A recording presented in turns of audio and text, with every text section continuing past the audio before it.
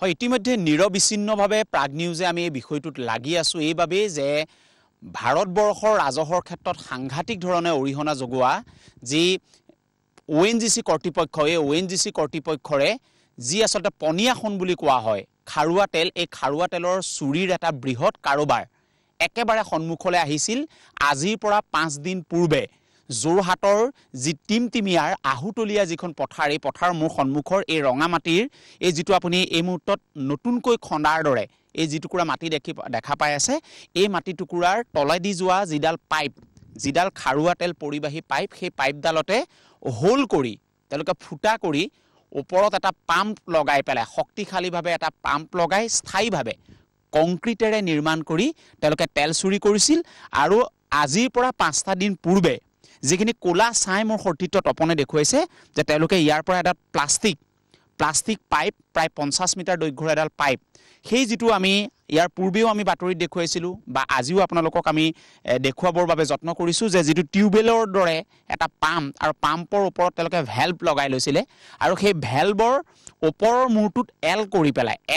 এলৰ দৰে ষ্টাইল কৰি সেইটোত তাৰ পৰা সেই যিডাল পাইপ সেই প্লাষ্টিকৰ পাইপডাল তেওঁলোকে ইনজেক্ট কৰিছিল আৰু সেই প্লাষ্টিকৰ পাইপডালে মোৰ পিছফালে থকা তপনে ইয়াৰ পৰা দেখুৱাই আছে আপোনালোকক এই অংশটোৰে তেওঁলোকে ইয়ালৈকে পাইপডাল লৈ আহিছিল আৰু সেই যিটো ৰঙামাটিৰ ঢিপ দেখা পাইছে আৰু ৰঙামাটিৰ ঢিপৰ ওপৰত যিবিলাক কোলা অৰ্থাৎ পুৰি পেলোৱা ফুটকলা গছ দেখিছিলে তাৰ ঠিক সিটো পাৰে যি সমতল আছে তাতেই তেওঁলোকে টেংকাৰ বা কিছুমান ড্ৰাম আনি পেলাই তেওঁলোকে তাৰ পৰা LP গাড়ীত সেইবিলাক চুৰি কৰি আছিলে গতিকে এইটো প্ৰায় বিগত 1.5 বছৰে চলি আছিলে বা 1 বছৰে চলি আছিলে সেই কথা ইতিমধ্যে আৰক্ষী স্পষ্ট কৰিছে আমি আকৌ এবাৰ কৈছো আপোনালোকক যে কোলা যিখিনি আপোনালোকে দেখা পাইছে চাই ইয়াতে সেইদিনাখন গগনচুম্বী সেই গোটেই কোলা ধোঁৱাই আৱৰি ধৰিছিল বহু ওখলৈকে জুই মাৰিছিল আৰু তাৰ পিছত 7খন অগ্নি নিৰ্বাপক বাহিনীয়ে আহি প্ৰায় 2.5 ঘণ্টা যুদ্ধ কৰাৰ পিছত সেই জুই নিৰ্বাপিত কৰিবলৈ সক্ষম হৈছিল আৰু সেই ঘটনাই উলিয়াই পেলাইছিলে যে কেনেকৈ যোৰহাটৰ টিমটিমিয়াৰ আহুতলীয়া পথাৰৰ মাজেৰে যোৱা যি মই আকৌ এবাৰ কৈছো বৰহোলাৰ GGS হেতু হৈছে ONGCৰ এটা পাম্প ষ্টেচন তালৈ ইয়াৰ পৰা তেল যায় আৰু তাৰ পৰা সেই তেল যোৰহাট নগৰৰ সমীপৱৰ্তী বাইপাছৰ কাষৰ যি চাৰিগাঁও সেই চাৰিগাঁও যি ONGC পাইপ ষ্টেচন যেটো পাম্প ষ্টেচন সেই পাম্প ষ্টেচনত ৰিজাৰ্ভ কৰে সেই তেলখিনি আৰু তাত ৰিফাইন কৰা হয় হেতু হল মূল কথা কিন্তু এতিয়া আপোনালোকে এটা ভিজুৱেল আমি দেখুৱাব বিচাৰিছো আপোনালোকে চাওক প্ৰাগ নিউজ এক্সক্লুসিভ আমি এটা ভিজুৱেল পাইছো এটো একমাত্ৰ প্ৰাগ নিউজৰ ওচৰতে ভিজুৱেলটো পৰিছে আপোনালোকে আমাৰ কাষৰ প্লেটখনত আপোনালোকে দেখা পাই আছে আৰু সমান্তৰালভাৱে আমাৰ সতীৰ্থ তপনে এটা ঘৰ দেখুৱাব জুম কৰি যে আমি এটা CCTVৰ ফুটেজ দেখুৱাইছো পুৱাৰ প্ৰায় 2:30 মান বজাৰ এটো CCTV ফুটেজ আৰু সেই CCTV ফুটেজটো এই যেটো ঘৰ এই মুহূৰ্তত জুম কৰি তপনে দেখুৱাইছে এই ঘৰটোৰ সন্মুখৰ বাৰান্দাত সেই CCTV লগাই থোৱা হৈছিল আৰু সেই CCTVতে সেই দিনা যিদিনাখন এই জুই লাগিছিল ৰাতিপুৱা 8:30 বজাত সেই দিনটোৰে পুৱতি নিশা প্ৰায় 2 পৰা 3 বজাৰ ভিতৰত এই যিখন আপুনি এই মুহূৰ্তত এখন গাড়ী পাৰ হৈ গৈছে দেখা পাইছে CCTVত এই যিখন গাড়ী এইখন হৈছে এখন তেল পৰিবাহী টেংকাৰ এই টেংকাৰখন ইয়াৰ পৰাই গৈছিল এটো 100% ইতিমধ্যে স্পষ্ট হৈছে কাৰণ টেংকাৰ ইয়াত আহিবলগীয়া আৰু জায়গা নাই ইয়াৰ ভিতৰত কোনো পেট্ৰল ডিপু নাই যে ইয়াৰ ভিতৰত আপোনাৰ তেল তেওঁলোকে আহি পেলাই নমাব এই টেংকাৰখন ইয়াৰ পৰাই গৈছিল অৰ্থাৎ তেল সেইদিনাখন নিখা ইয়াৰ পৰা লৈ গৈছিল সেই টেংকাৰতে তেল লৈ গৈছিল আৰু মই আকৌ এবাৰ কৈছো এই যিটো CCTV ভিজুৱেল এইটো একমাত্ৰ প্ৰাগ নিউজ আমি নিৰবিচ্ছিন্নভাৱে লাগি থকাৰ বাবে CCTVৰ ভিজুৱেলটো আমি সংগ্ৰহ কৰিবলৈ পালো আৰু এই ভিজুৱেলটো আমি যোৰহাট আৰক্ষীক দিছো এতিয়া এই ভিজুৱেলটো আমি GP সিং ডাঙৰীয়া আপোনাক দিছো কাৰণ আপুনি এনেকুৱা ধৰণৰ যিবিলাক মাষ্টাৰ অনুসন্ধান ইনভেষ্টিগেশন এইবিলাকত আপুনি সাংঘাতিক ধৰণে এই বিষয়বিলাকত আপুনি পুংখানুপুংখ তদন্ত কৰে বুলি এক নাম আছে আপোনাৰ টেবুললৈ আমি দিছো যে আপুনি যেতিয়া যোৰহাটত SP আছিলে যোৰহাটৰ যেতিয়া আপুনি আৰক্ষী অধীক্ষক আছিলে তেতিয়া আজিৰ পৰা 12-13 বছৰ আগত এই একেখন জেগাতেই বৃহৎ তেল চুৰিৰ এটা চক্ৰ উৎখাত হৈছিল ধৰা পৰিছিল পৰৱৰ্তী সময়ত কেবাজনো তেল চোৰ সেই সময়ত গ্ৰেপ্তাৰ হৈছিল আৰু সেই গোটেই অধ্যায়টো আপুনি জানে মই আকৌ এবাৰ আপোনাক কৈছো GP সিং ডাঙৰীয়া যে আপুনি যোৰহাটৰ যেতিয়া আৰক্ষী অধীক্ষক আছিল তেতিয়া এই একেই জেগাতে তেল চুৰ হৈছিল তেতিয়া আপুনি জানে কোন তেতিয়া সেই তেল চুৰিত জড়িত আছিল সেই লোকসকলকো তাৰো কিছু লোক এতিয়াও আছে বিভিন্ন ব্যৱসায়ত তেওঁলোক লাগি আছে তাৰ কিছু লোকক কিন্তু এতিয়ালৈকে অনুসন্ধানলৈ অনা নাই হয়তো তেনেকুৱা লোককো এবাৰ আনি সুধিব লাগিছিল নেকি লগতে এই গোটেই মাটি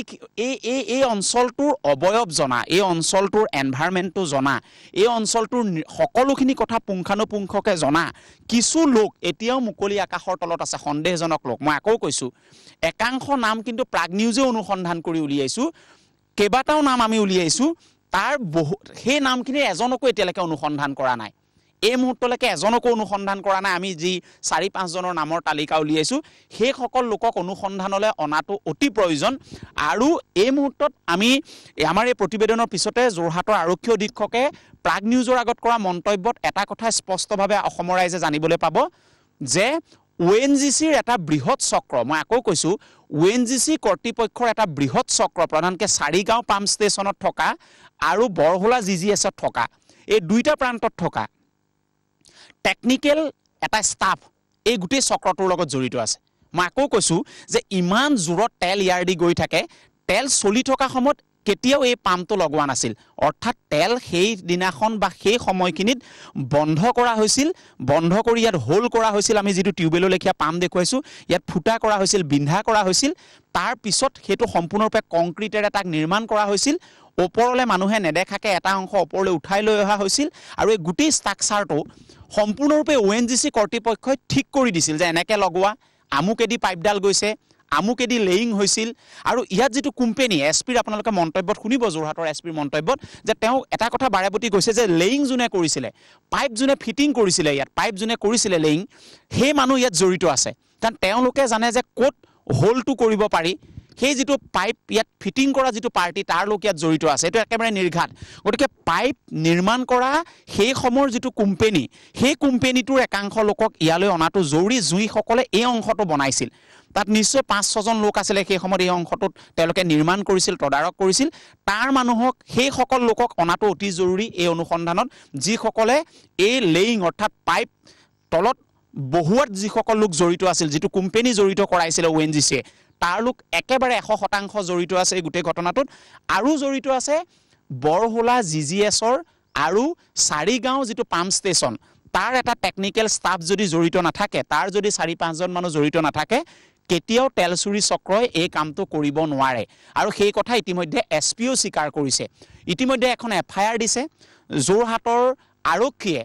যোৰহাট আৰক্ষী অধীক্ষকৰ নেতৃত্বত কেইবাজনো মানুহ ঘৰৰ পৰা উঠাই নিছে। এতিয়ালৈকে তেওঁলোকক সোধপোছ কৰি আছে কেইবাজনো মানুহ। আমাৰ ওচৰত পৰা তালিকা মতে প্ৰথমতে নিলে 2জন, তাৰপিছত মন্দিৰৰ এজন পূজাৰী নিছে, যিজন আগতে তেল চোৰৰ লগত জড়িত আছিল। সেই মন্দিৰৰ পূজাৰী জোঁৱায়েকক লৈ গৈছে। তাৰপিছত আকৌ 2জন গগৈ উপাধিৰ মানুহ লৈ গৈছে ইতিমধ্যে এই অঞ্চলৰ পৰা। অৰ্থাৎ এতিয়ালৈকে তেওঁলোকে 6জন মানুহ, প্ৰাগ নিউজৰ হাতত পৰা অনুসন্ধান মতে 6জন মানুহক তেওঁলোকে তদন্তৰ বাবে, সোধপোছৰ বাবে তেওঁলোকে নিছে। কিন্তু এজনকো তেওঁলোকে প্ৰতিপন্ন কৰিব পৰা নাই তেল চুৰিৰ লগত জড়িত আছে বুলি। অৰ্থাৎ সেই 6জনক বাদ কৰি আৰু কোনোবা লোক জড়িত আছিল নেকি? আৰু এটা কথা বাৰেপতি ইয়াৰ একাংশ স্থানীয় লোকে কৈ আছে যে লোকেল কোনোবা মানুহ নাথাকিলে, এই অঞ্চলৰ এইফালেদি পাইপ যোৱা, সেই পাইপৰ পাৰ্টিৰ লগত মিতিৰালি থকা, আগৰ হোল কৰিব পৰা এক্সপিৰিয়েঞ্চ থকা লোক, এনেকুৱা কিছু লোক কিন্তু এতিয়াও মুকলি আকাশৰ তলত আছিল। তাৰ লোকক, তেনেকুৱা সন্দেহজনক লোক কিন্তু এতিয়ালৈকে এজনো তদন্তলৈ অনা নাই। সেই কথা কিন্তু ওচৰৰ স্থানীয় একাংশ লোকে আমাক মনে মনে কৈ আছে প্ৰাগ নিউজক, যে এই মানুহকেইজনক কিন্তু তদন্তলৈ এবাৰ হ'লেও নিব লাগে, সোধপোছ কৰিব লাগে। প্ৰায় 4-5জন সন্দেহজনক লোক এতিয়াও মুকলি আকাশৰ তলত টিঘিলগিলাই আছে। সেই লোকসকলক নিয়াটো, সোধপোছৰ বাবে নিয়াটো অতি জৰুৰী। সেয়া হ'ল বাহিৰৰ তেল চোৰ। আৰু ভিতৰৰ যিটো তেল চোৰ, সেই তেল চোৰ এতিয়াও টিঘিলগিলাই আছে। সেয়া আছে চাৰিগাঁও পাম্প ষ্টেচনত তেওঁলোক আছে আৰু বৰহোলাৰ GGSত তেওঁলোক আছে। এই দুটা ষ্টেচনত কোনোবা নহয় কোনোবা ONGCৰ টেকনিকেল, মই আকৌ কৈছোঁ, যিসকলে প্ৰধানকৈ মিটাৰটো চাই থাকে, মিটাৰ তেল কিমান গৈছে, কিমান তেল ৰিজাৰ্ভ হৈছে, কিমান তেল বৰহোলা GGSৰ পৰা ঠেলি দিছে। ধৰি লওক আজি 100 কিউবিক তেল ঠেলিছে বা 100 লিটাৰ তেল ঠেলিছে, গৈ পেলাই চাৰিগাঁও পাম্প ষ্টেচনত কিমান পাইছেগৈ? 98 লিটাৰ পাইছে। 2 লিটাৰ তেল ক'লৈ গুচি গ'ল? 2 লিটাৰ খাৰুৱা তেল ক'ত গুচি গ'ল? সেই কথাটো কোনে মনিটৰিং কৰে? সেয়া কৰে চাৰিগাঁও পাম্প ষ্টেচনত বহি থকা যিসকলে মিটাৰ ৰিডিং কৰি থাকে, মিটাৰ চাই থাকে আৰু ষ্টক চাই থাকে যে তেল কিমান আহিলে ইয়ালৈ। সেইসকল লোকে জানে আৰু তেওঁলোকে তাত 100 লিটাৰ বুলিয়ে লিখি দিয়ে। অৰ্থাৎ 98 বা 97 লিটাৰহে যায়, 3 লিটাৰ তেল নাযায়। গতিকে সেই পাম্প ষ্টেচন আৰু যোনে ঠেলে, বৰহোলাৰ যিসকলে ঠেলি দিয়ে GGSৰ পৰা, তাৰ মানুহ জড়িত থকাটো একেবাৰে খাটাং একেবাৰে সত্য আৰু সেই লোকক যেতিয়ালৈকে নধৰিব যোৰহাট আৰক্ষীয়ে তেওঁলোকক মাৰাথান তদন্ত যেতিয়ালৈকে নকৰিব তেওঁলোকৰ মুখৰ পৰা যেতিয়ালৈকে উকুলিয়াব নোৱাৰিব এই গোটেই কথাটো তেতিয়ালৈকে কিন্তু এই তেল চুৰি চক্ৰ টিঘিলগিলা থাকিব আৰু দিন বাগোৱাৰ লগে লগে তেওঁলোকে এই গোটেই ঘটনাৰ পৰা সাৰি যোৱাৰ পূৰ্ণ সম্ভাৱনা আছে দিন বাগোৱাৰ লগে লগে তেওঁলোকে এটাই বিচাৰিছে এই গোটেই ঘটনাটো দিলে হওক এই গোটেই ঘটনাটোৰ তদন্তটো লেহেমীয়া হওক এই গোটেই ঘটনাটো পাহৰিবলৈ দিয়া হওক তেতিয়া তেওঁলোকে এই গোটেই চক্ৰ বাহিৰৰ চক্ৰ মই আকৌ ক'লো যে এতিয়াও টিঘিলগিলা আছে 4-5 জন লোকে আৰু জিজিএছ বৰহলা পাম্প ষ্টেচন 4 গাঁও ইয়াৰ টেকনিক্যাল মিটাৰ ৰিডিং চোৱা ষ্টক চোৱা মই আকৌ কৈছো ষ্টক চোৱা তেলৰ ষ্টক চোৱা আৰু মিটাৰ ৰিডিং চোৱা এই সকল লোকক যেতিয়ালৈকে যিখন এফআইআৰ আজিৰ পৰা 5 দিনৰ আগত ONGC কৰ্তৃপক্ষই যোৰহাট আৰক্ষীক দিছে সেই এফআইআৰ অধীনত যদি নকৰে তেতিয়াহলে এই গোটেই যিটো বৃহৎ তেল চুৰি শ কোটি টকাৰ যিটো তেল চুৰি চক্ৰ এটো ইয়াতে বন্ধ হৈ যাব এটো স্তব্ধ হৈ যাব আৰু সেই সকলে আকৌ এই তেল চুৰিৰ ক্ষেত্ৰত তেওঁলোকে আকৌ সাহস পাব শেষ কৰিব বিচাৰিছো আমি যে এনেকুৱা তেল চুৰি আৰু এটা কাৰোবাৰ সিনামৰা বাগিচাৰত হৈ আছে বুলিও সিনামৰা বাগিচা অঞ্চলত হৈ আছে বুলিও প্ৰাগ নিউজলে আজি খবৰ আহিছে অৰ্থাৎ যোৰহাট আৰক্ষীয়ে সিনামৰা বাগিচাৰ মাজেৰে যোৱা পাইপলাইনডাল চাব লাগে যে তাত ক'ৰবাত তেল চুৰি হৈ আছে নেকি হয়তো এইকেইদিন বন্ধ কৰি থব ভয়তে কিন্তু সিনামৰা বাগিচাৰ মাজেদিও এই পাইপডাল গৈছে তাত এবাৰ যোৰহাট আৰক্ষী অনুসন্ধান কৰিব লাগে যে সিনামৰা বাগিচাৰ মাজত কৰবাত হোল কৰি পেলাই এনেকৈ তেল চুৰি হৈ আছে নেকি এইখিনি কথা আমাৰ দিবলগীয়া আছিল এতিয়ালৈকে ONGC সেলো টেপ মাৰি আছে ONGC কৰ্তৃপক্ষই প্ৰাগ নিউজে বাৰবাৰ ফোন কৰাৰ পিছতো তেওঁলোকে আমাক একো মন্তব্য দিয়া নাই অৰ্থাৎ কিয় দিয়া নাই তেওঁলোকে জানে যে চোৰ আমাৰ লগতে আছে চোৰ আমাৰ আঠুৱা তলৰ দুলিৰ ভিতৰতে আছে গতিকে ONGCৰ চোৰসকলক ৰক্ষণাবেক্ষণ দিবৰ বাবে ONGCৰ ঊৰ্ধ্বতম কৰ্তৃপক্ষই প্ৰাগ নিউজৰ আগত একো কথাই নকয় মুখ নুখোলে আমি বাৰবাৰ ফোন কৰি তেওঁলোকক পিআৰক কৈছো যে আমাক বাইট দিয়ক কমেন্ট দিয়ক আমি তেওঁলোকৰ বেচিন মেনেজাৰৰ পিএক কৈছো আমাক বাইট দিয়ক কমেন্ট দিয়ক কথাখিনি কক আমাক নাই কোৱা একো নকোৱাৰ কাৰণ সংবাদ মাধ্যমত তেওঁলোকৰ মুখবিলাক উলিয়াব বিচৰা না উলিয়ালে চোৰবিলাক তেওঁলোকৰ কাষতে আছে তেওঁলোক ফসি যাব বুলি প্ৰাগ নিউজৰ আগত ওলোৱা নাই কিন্তু আমাৰ তদন্ত অনুসন্ধান আমি বাৰে বাৰে অব্যাহত ৰাখিম আৰু আমি বেছি ভিতৰলৈ যাবলৈ যত্ন কৰিম আৰু বাতৰি কৰিম যাতে এই ঘটনাত যোৰহাট আৰক্ষীৰ সহযোগিতা হয় আৰু প্ৰকৃত তেল চোৰৰ বৃহৎ যিটো গেং এই গেংটো যাতে ধৰা পৰে তাৰ বাবে আমি নিৰন্তৰ বাতৰি কৰি যাবলৈ প্ৰয়াস কৰিম